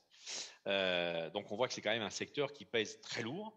Et le travail du cluster maritime français, que je vais quand même exprimer en quelques phrases, c'est effectivement de réunir tous ces acteurs, de parler d'une seule voix, la voix du maritime, et de faire parler cette voix-là auprès des décideurs économiques, auprès des décideurs politiques, auprès de tous ceux qui ont à décider de notre avenir pour que ce levier de la croissance bleue soit utilisé le plus intelligemment possible. Et je rejoins tout à fait les propos qui ont été dits sur la stratégie et la tactique, et le plus efficacement possible. Et puis encore une fois, le cluster maritime français, c'est aussi 7 clusters ultramarins qui sont répartis sur l'ensemble de la planète, d'où notre possibilité de discussion, de travail avec finalement l'ensemble des pays du monde, puisque nous ne sommes pas visiteurs sur tous ces océans, mais nous sommes voisins sur tous ces océans. Alors maintenant, parlons un peu de cette économie maritime et de ce programme Blue Growth. Quand l'Europe a sorti, je vous dis en 2012 à Limassol, ce programme, très peu d'années après, l'OCDE a sorti un rapport disant qu'aujourd'hui l'économie maritime mondiale pesait 1500 milliards de dollars et qu'en 2030, c'est-à-dire demain matin à peu près, elle pèsera 3000 milliards de dollars. Donc un doublement qui est envisagé. Et il est évident que il faut que notre pays et l'Europe soient au rendez-vous de ce doublement. Alors, c'est pas en disant il faut qu'on soit au rendez-vous qu'on va être à l'heure. C'est pas quand vous vous levez le matin et si vous avez un rendez-vous en vous disant il faut que je sois à l'heure au rendez-vous. Il faut quand même se préparer, partir et y aller. Et donc, c'est un peu tout le travail que nous faisons tous ensemble. C'est de dire voilà comment il faut faire, comment on peut y arriver, qu'est-ce qui nous manque, comment nous aider, etc. C'est des stratégies politiques, hein, ça a été dit. Et je crois qu'en cela, on peut dire que notre pays, la France, depuis maintenant pas mal d'années, s'organise. Alors, c'est jamais bien, c'est jamais parfait, ça va jamais assez vite, mais quand on regarde dans le rétroviseur, on peut quand même constater, et je pense que tout le monde sera d'accord autour de cette table pour le dire, que l'économie maritime, le fait maritime, la France maritime est beaucoup mieux considérée qu'elle ne l'était il y a une dizaine ou une douzaine d'années, ne serait-ce que, et ça a été dit tout à l'heure, maintenant nous avons un ministère de la mer en France, ce qui n'était pas le cas depuis plus de 30 ans. Donc on voit quand même qu'il y a une prise de conscience, je dirais, et maintenant il faut la consolider, cette prise de conscience. Venons-en donc à ce programme et à ces filières. Donc je brosserai très rapidement quelles sont les filières traditionnelles, mais vous les connaissez tous. Hein. C'est le transport maritime, bien sûr, avec les ports, avec les armateurs, avec les logisticiens. C'est toute la filière halieutique, donc la pêche traditionnelle telle qu'on la connaît, et en Bretagne, Dieu sait si on la connaît bien. Mais c'est aussi toute la filière amont et la filière aval, c'est-à-dire la recherche, et puis après la filière aval, la distribution. Mais on voit aussi que là, nous avons, par exemple, à titre d'exemple, un horizon à dépasser, puisque dans les années 60-70, chaque Français, en gros, consommait 10 kilos de poisson par an. Aujourd'hui, chaque Français, j'aurais même tendance à dire chaque Européen, en consomme 25 kilos. Et nous sommes quand même beaucoup plus nombreux. Donc, ça donne une image de l'augmentation de la consommation de poissons. Et on voit bien que, et ça a été dit, l'effort de pêche traditionnel ne peut pas répondre à cette augmentation. Et donc, il faut se diriger vers de l'aquaculture, vers de la conchyliculture, vers de l'élevage, etc. Donc ça, c'est la filière pêche, toujours une filière traditionnelle. Ensuite, la filière, et là, j'en dirai rien parce que mon successeur, Patrick, va tout nous dire là-dessus. C'est tout ce qu'est la construction navale, hein, et qui est une filière extrêmement importante chez nous. Hein, c'est plus de 45 000 emplois. Il y a aussi la filière des énergies offshore, hein, le gaz, le pétrole, puisque la France est un acteur majeur sur ce dossier-là, avec des majors tels que Total ou tels que Bourbon, par exemple, pour ne citer qu'eux, et je sais que dans la salle, beaucoup connaissent. Et puis une filière qui est sans doute en volume un peu moindre, mais qui est extrêmement importante stratégiquement parlant, peut-être Pierre-François parlera-t-il, c'est tout ce qui s'agit des câbles sous-marins, dont la France a une très ancienne expertise, un très grand historique, mais qui est un peu en risque parce que les GAFAM sont là et parce que l'équilibre est en train de changer, et perdre une souveraineté sur les câbles sous-marins serait, là pour le coup, stratégiquement extrêmement dangereux. Et ce n'est pas aux officiers de réserve, citoyens ou opérationnels de la marine, que je l'apprendrai cela. Donc là, on a nos 5 filières traditionnelles, mais on voit bien que celles-ci, ce n'est pas celles-là qui vont doubler l'économie maritime, hein, même s'il faut les soutenir et qu'elles avancent. Donc on a nos filières émergentes. Et nos filières émergentes, c'est quoi? Eh bien, j'en disais un mot à l'instant, c'est l'aquaculture. On voit qu'il faudra nourrir de plus en plus de monde, hein. N'oublions pas que dans les années 50, on était 2 milliards d'individus sur la planète. Dans les années 2030, on sera sans doute 9 milliards. Et dans les années 2050, on sera sans doute 11 milliards. Donc il va bien falloir nourrir tous ces gens-là avec des protéines. Les protéines animales terrestres, on voit les limites que ça comporte, et donc il faudra bien trouver d'autres protéines. Et en cela, la filière halieutique marine et la filière d'aquaculture est une ressource capitale. Il ne faut pas oublier qu'en France, là je reviens sur la France, on n'a quasiment pas d'aquaculture, ou très peu, alors qu'on a le plus grand littoral européen. Donc là, il y a peut-être quelque chose à regarder. Dans ce même ordre d'idée, il y a tout ce qui est biotechnologie bleue. Et là, ça a été cité par Catherine. Les biotechnologies bleues, on est au début de l'aventure, hein. On connaît quelques pourcentages de tous ces organismes, micro-organismes qui vivent dans l'océan, dans la colonne d'eau. Et donc, on voit que c'est une ressource qui commence déjà d'ailleurs à produire de médicaments, de cosmétiques, de matières de remplacement pour le plastique, etc., etc. Troisième filière émergente, troisième secteur émergent, c'est ce que l'on appelle les minerais des grands fonds marins, puisque la transition écologique, la transition environnementale, la transition numérique ne peut pas se faire sans des terres rares, des métaux rares, et ceux-ci sont dans une exploitation extrêmement violente pour l'environnement à terre. Il y a sans doute des ressources très importantes sur les fonds marins, et pour peu que l'on sache s'organiser et le faire, je dirais, dans un souci environnemental irréprochable, je pense que là, il y a encore un domaine de stratégie, d'autonomie stratégique, pardon, pour l'Europe qui est extrêmement important, et la France et l'Allemagne travaillent très étroitement sur le sujet pour placer le continent européen dans la lumière de cet axe-là. Il nous reste bien sûr, et ça a été dit, tout ce qui est ce qu'on appelle le tourisme littoral. Alors le tourisme littoral, c'est évidemment pas une filière émergente, mais on voit que la tendance à aller vers la mer, la tendance de nouvelles activités font que c'est quand même une filière économique en développement importante.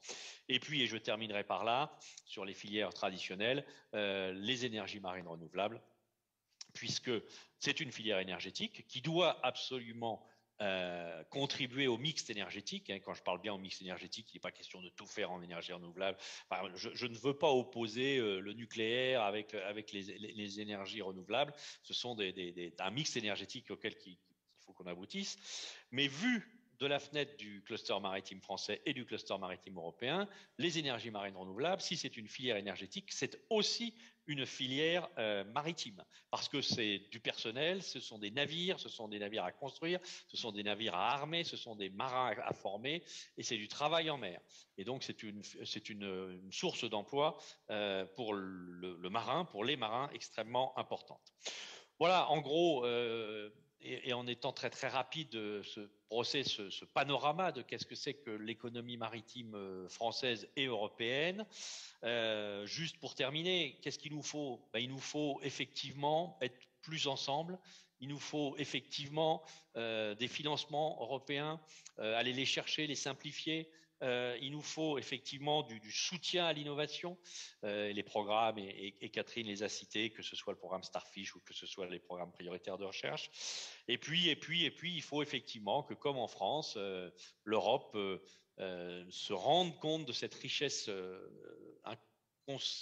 considérable que nous avons dans la mer, sur les mers, pour peu que nous fassions du développement durable, hein, il faut le répéter, et que d'autres continents, eux, s'en sont rendus compte. On l'a brossé, mais il n'y a qu'à regarder les développements maritimes de la Chine, et pas que militaires, et on voit qu'il y a des plaques tectoniques en mouvement. Il serait temps que nous nous mettions même ensemble. Et je terminerai juste un mot, parce qu'il faut aussi, quand on parle de maritime, quand on parle de transport maritime, avoir une vision internationale, parce que, et là c'est peut-être quelque chose auquel il faut être extrêmement attentif, faire de la réglementation européenne pour le transport maritime, c'est parfois mettre des boulets aux pieds des acteurs maritimes européens qui sont sans doute parmi les plus respectueux de l'environnement et faire un tremplin d'accès à des acteurs maritimes qui ne sont pas européens. On peut penser, je viens de les citer, aux Chinois, mais à d'autres, et qui ont peut-être un moindre respect de l'environnement. Donc je crois que là aussi, c'est une chance pour l'Europe, mais il faut les aider à être puissants au niveau international sans les obliger je dirais, à se freiner d'une manière ou d'une autre. Voilà, pardon d'avoir été un peu long. Merci, cher Frédéric.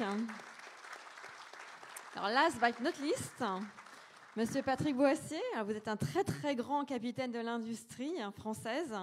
Vous êtes diplômé et de Polytechnique et de Harvard. Moi, je dis chapeau bas, c'est quand même pas mal. Et vous parlez en anglais et italien, ce qui est très rare pour un très grand ingénieur, croyez-moi. Donc, chapeau bas encore une fois.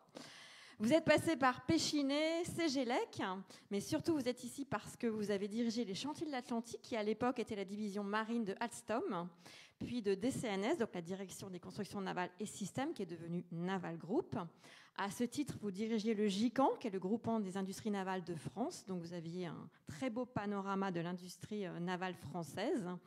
Aujourd'hui, vous dirigez The Bridge et The Arch, qui mène l'Europe aux États-Unis via la mer. Donc, c'est un très très beau projet. Je vous invite à regarder ça sur Internet, The Bridge et The Arch. Donc aujourd'hui, vous allez nous parler, si vous voulez bien, de la construction navale. Quand on pense à la construction navale au monde, on pense à la Chine. Ça a été dit par nos trois précédents conférenciers. Donc, qu'en est-il de l'Europe dans tout ça? Merci, Monsieur Boissier. Bien, je vais essayer de répondre à la question et en faisant d'abord deux petites remarques préliminaires. Pour parler de la construction navale européenne, quand je parlerai de construction navale, je parle de la construction des navires d'une certaine taille, disons un peu plus de 30 mètres. Ça veut dire que j'exclus tout ce qui est nautisme, plaisance, l'essentiel de la pêche, et puis aussi tout ce qui est petits navires de service. Voilà. Et puis deuxième remarque, quand je parle d'Europe, j'inclus la Norvège et malgré le Brexit, j'inclus le Royaume-Uni. Voilà, ces préalables étant dit, c'est vrai, quand on parle de construction navale, tout le monde pense la Chine, ou en tout cas pense le sud-est asiatique. Et avec raison, parce que les trois premiers constructeurs navals au monde sont dans l'ordre de la Chine, la Corée, le Japon, et à eux trois, ils représentent 94% de la production mondiale en tonnage. Alors l'Europe, qui jusqu'à la dernière guerre mondiale produisait plus de 80% de ce tonnage. Aujourd'hui, avec ses 2,9%, est-ce qu'elle est en voie de disparition? Eh bien, paradoxalement, et contrairement à ce que peuvent laisser penser ces chiffres, l'Europe est et reste un acteur majeur de la construction navale. Si on regarde les chiffres non plus en tonnage, mais en valeur, pour rendre compte de la complexité des navires, eh bien, la part de l'Europe passe de 2,9 à 34%. Pourquoi? Tout simplement parce que l'Europe s'est spécialisée sur les navires extrêmement sophistiqués, sur les navires à très forte valeur ajoutée.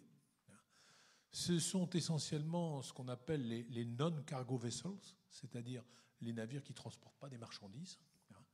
On va y trouver tous les navires de service, les dragues, les remorqueurs, des navires de pêche, les navires de recherche, les navires qui vont faire de l'assistance aux plateformes pétrolières en mer, et puis maintenant tous les navires qu'on développe pour les plateformes, pour les champs éoliens par exemple. Et puis ce sont les navires à passagers, les ferries et les paquebots. Sur les paquebots, l'Europe a un quasi-monopole dans le monde. Et c'est un marché non négligeable, pratiquement 10 milliards d'euros par an. Si on regarde le prix moyen d'un bateau acheté en Europe, il est 4 fois supérieur à celui du prix moyen des bateaux achetés en Asie. Alors qu'on a en fait des bateaux qui en moyenne sont beaucoup plus petits que ceux qui sont fabriqués en Asie. Ça, c'est le panorama de la construction navale civile. Mais il y a la construction navale militaire qui est extrêmement importante, dans lequel le panorama est complètement différent. Le premier acteur qui quasiment n'existe pas en construction navale civile, ce sont les États-Unis. Et les États-Unis, c'est un gros tiers du marché mondial de la construction navale militaire. Ensuite vient la Chine, maintenant, avec 20%. L'Europe, 18%. Et la Russie, 7%.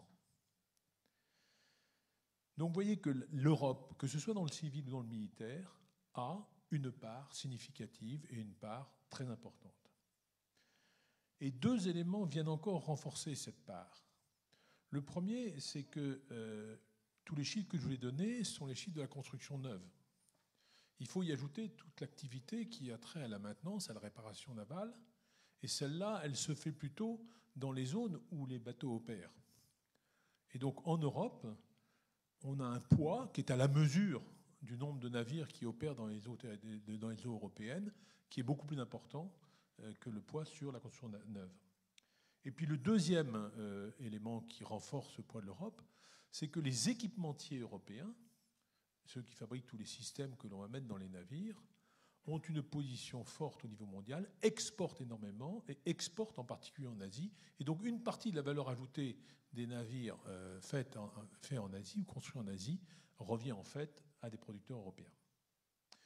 Donc ça, c'est pour la position de l'Europe dans le monde. Maintenant, regardons un peu le poids de la construction navale en Europe. Alors, quand on parle de construction navale, on imagine tout de suite les chantiers avec leurs énormes moyens de manutention, avec les navires que l'on voit se construire progressivement. Mais là, on ne voit que la partie émergée de l'iceberg. On ne voit que la partie visible. En fait, la plupart de la valeur ajoutée d'un navire est le fait de sociétés qui ne sont pas les chantiers navals. Ce sont tous les co-réalisateurs, ce sont tous les sous-traitants qui vont participer, qui vont développer, qui vont réaliser, qui vont installer, qui vont maintenir tous les systèmes extraordinairement complexes que l'on trouve à l'intérieur de ces coques civiles ou militaires qui sont assemblées par les chantiers et qui représentent plus de 75% de la valeur du navire. Et chaque constructeur naval a derrière lui des centaines d'entreprises qui participent à la construction des navires. Quand on regarde à l'échelle du GICAN, le GICAN, c'est le groupement des industries de la construction et des activités navales, qui représente tout ce périmètre économique en France. Il y a 200 adhérents aujourd'hui. Il y en a 10, c'est les chantiers navals, qui emploient à peu près 20 000 personnes. Mais le reste, ce sont toutes ces entreprises qui sont derrière et qui, elles, représentent au total pratiquement 50 000 personnes. Et encore, on ne compte pas là-dedans toutes les sociétés qui sont des fournisseurs ou des sous-traitants de ces sociétés-là. Et globalement, on considère que chaque fois qu'on a un emploi dans la construction navale, on génère 5 emplois dans toute la filière. Et donc on peut considérer que le poids de la construction navale en France, c'est à peu près 100 000 emplois. Et encore une fois, je n'ai pas inclus là-dedans tout ce qui est du nautisme qui est non négligeable. Si on regarde à l'échelle de l'Europe, on est pratiquement à 1 million d'emplois en Europe. Donc on est vraiment une activité significative, importante, dans un ensemble économie maritime dont a parlé Frédéric tout à l'heure, qui lui est encore bien entendu beaucoup plus grand, puisque la construction navale représente à peu près 1/5 de l'économie maritime. Donc voilà ce qui est de la situation. Maintenant, il faut ajouter, pour avoir un panorama à peu près complet, que c'est une industrie qui est fortement exportatrice. À peu près 50% de la valeur de ce qu'on produit en Europe et en France est exportée.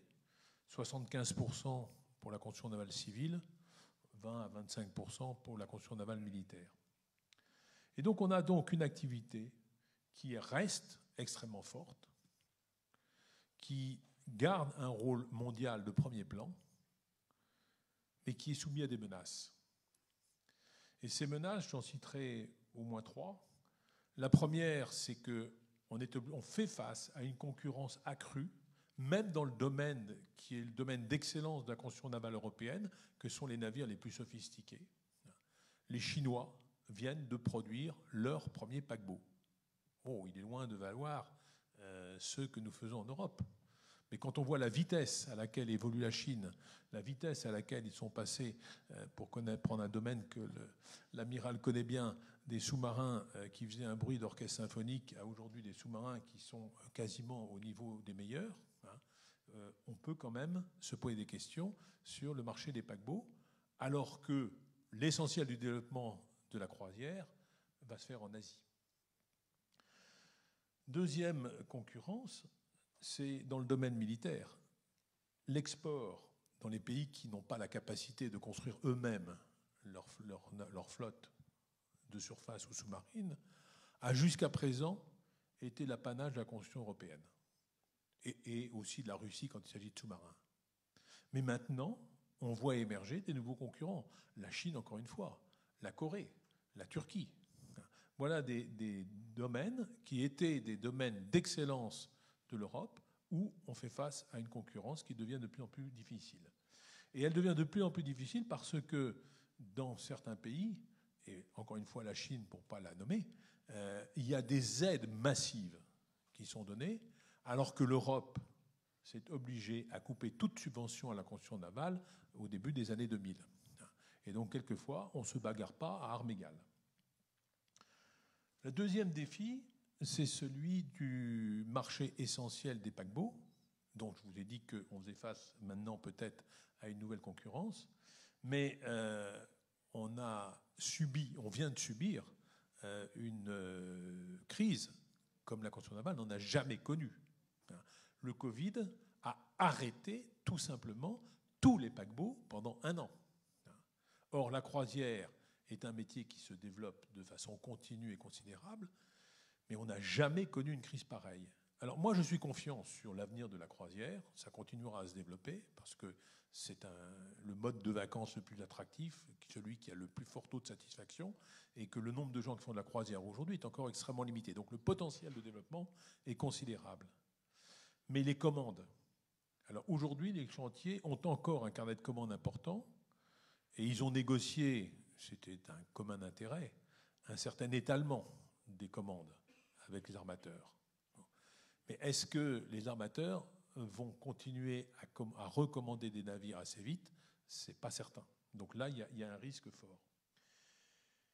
Et puis le troisième défi auquel fait face les chantiers navals en Europe, c'est le morcellement. Il y a 117 chantiers navals de taille significative en Chine. Il y en a plus de 300 en Europe. Voilà, rien que ces deux points ces 2 chiffres vous permettent d'imaginer la difficulté auquel on peut avoir faire face. Ceci dit, il y a des risques, mais il y a aussi des opportunités et des chances. Et ces chances, elles ont été citées. C'est d'une part ce à quoi a fait allusion Catherine, c'est le problème du verdissement de la construction navale. Et ça donne un espace absolument phénoménal à l'innovation, à la technologie. Alors ça commence par, il ne faut pas laisser partir dans l'atmosphère des fumées chargées de particules.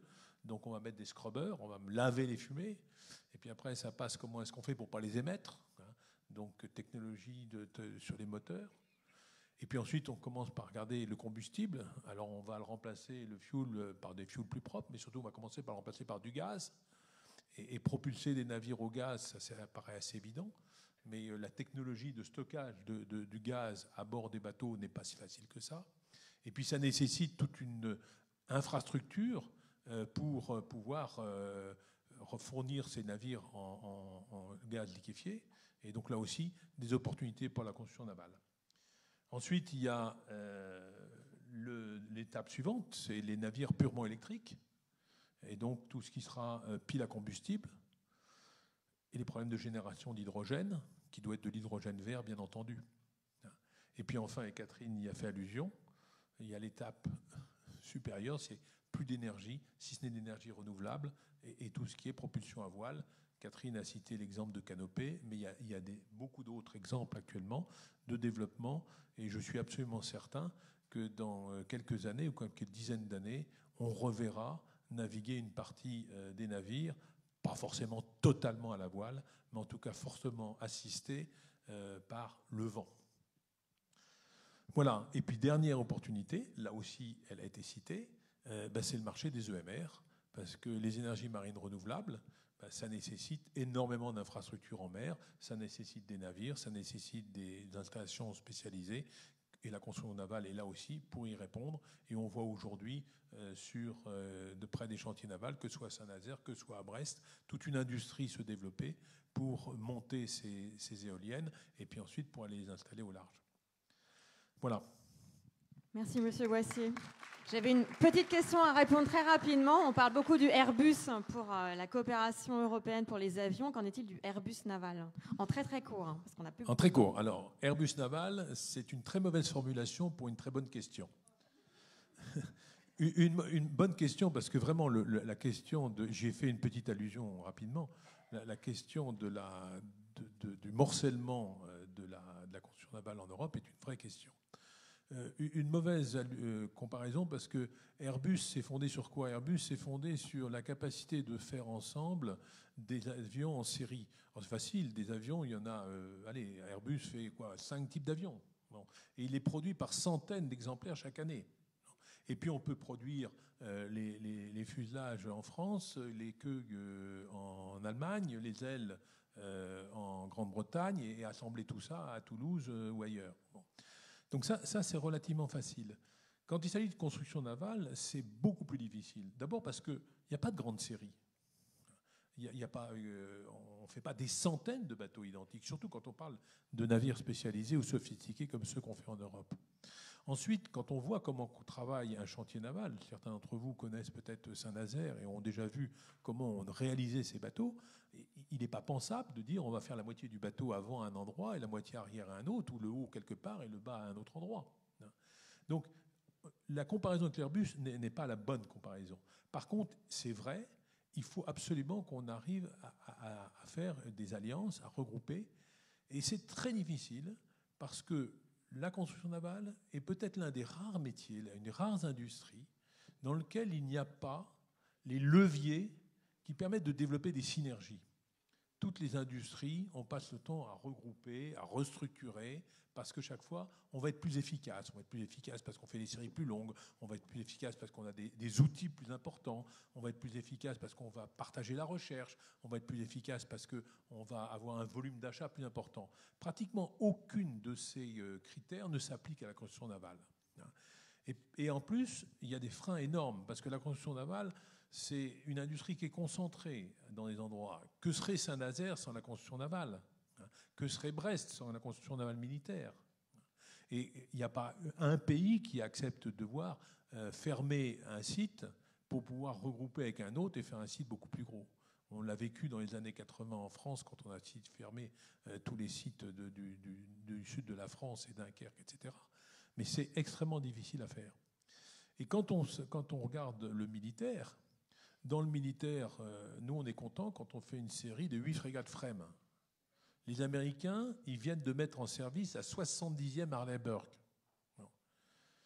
Et pourtant, les marines françaises, anglaises, elles ont à peu près le même programme. Bon, c'est peut-être pas tout vrai, comme l'a dit l'amiral, de la marine lituanienne ou de la marine belge, mais elles ont les mêmes missions, mais elles ne les expriment pas de la même façon. On a essayé de faire un porte-avions en commun, on n'a pas réussi, parce qu'on n'exprimait pas de la même façon. Et puis en plus, chacun considère que son chantier naval est absolument stratégique pour l'avenir de la nation. Et donc chacun veut garder son activité. Et donc oui, il faut arriver à une consolidation, mais c'est vraiment difficile. Merci, Monsieur Boissier. Je repasse la parole à l'amiral Forissier, car vous étiez chef d'état-major en 2008, quand la France, quand Nicolas Sarkozy donc, était président du Conseil de l'Union européenne. Et la France on aura à nouveau cette présidence le 1er janvier 2022. Donc j'aimerais, en les 5 dernières minutes qui nous restent, avoir votre témoignage sur la coopération européenne navale à ce moment-là. Oui, je vais me permettre d'abord de rebondir dans un premier temps sur ce que vient de dire mon ami Patrick.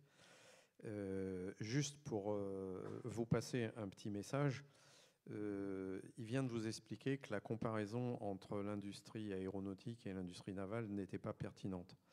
Et mon message va au-delà, c'est nous sommes tous des terriens. Et quand on a un problème à résoudre en mer, notre premier réflexe est d'essayer d'implanter en mer la technologie qui est valable à terre. Et à chaque fois, on connaît de graves déboires parce que c'est un fait, la mer, c'est la mer, et ça n'est pas du tout pareil que la terre. Et donc ce qui est pertinent à terre ne l'est pas en mer, et inversement. Je prends par exemple les éoliennes.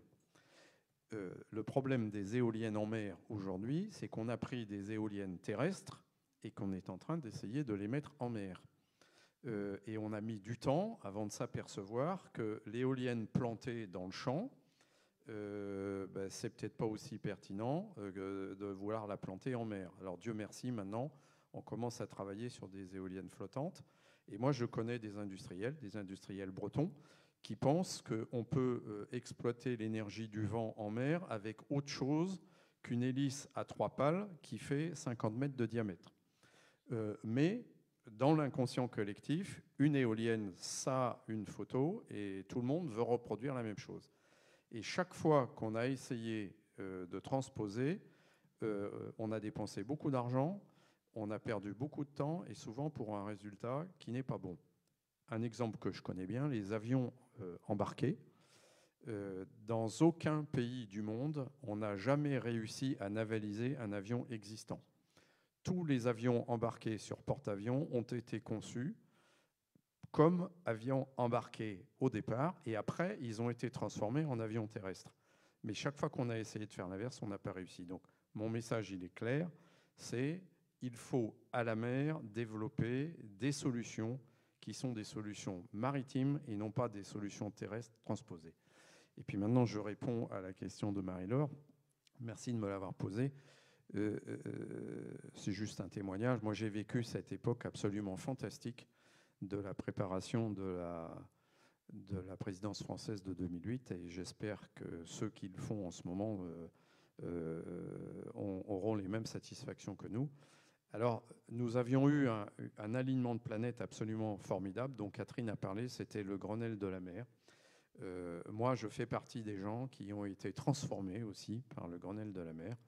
Imaginez un endroit où vous aviez des syndicalistes, des pêcheurs, des militaires, des ingénieurs, des industriels qui étaient autour d'une table et qui se parlaient en disant comment est-ce qu'on peut faire en sorte de préserver l'océan.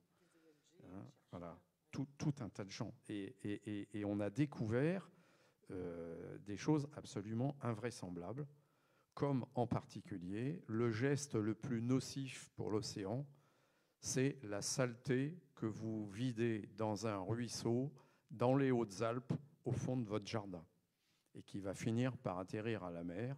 Et ça, personne n'en est conscient. La mer commence ici, chaque fois qu'il y a de l'eau.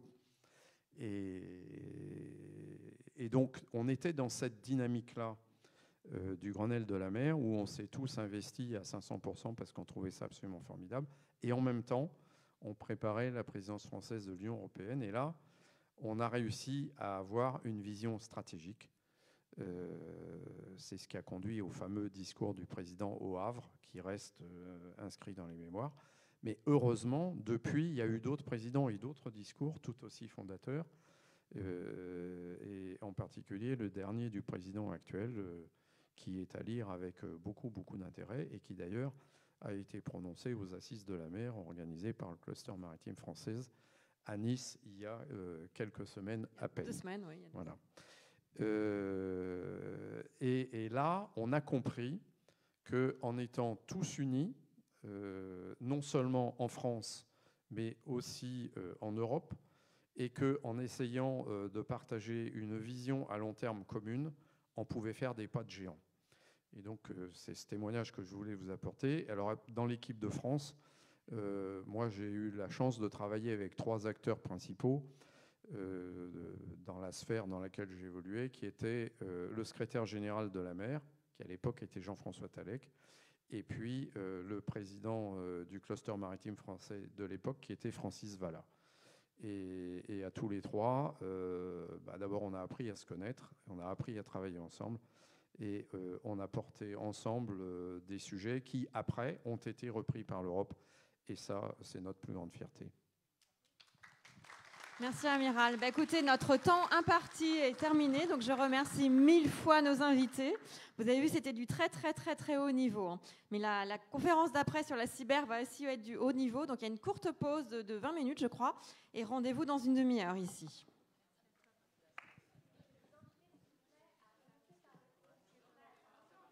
Il faut remonter par le haut, en fait. Voilà.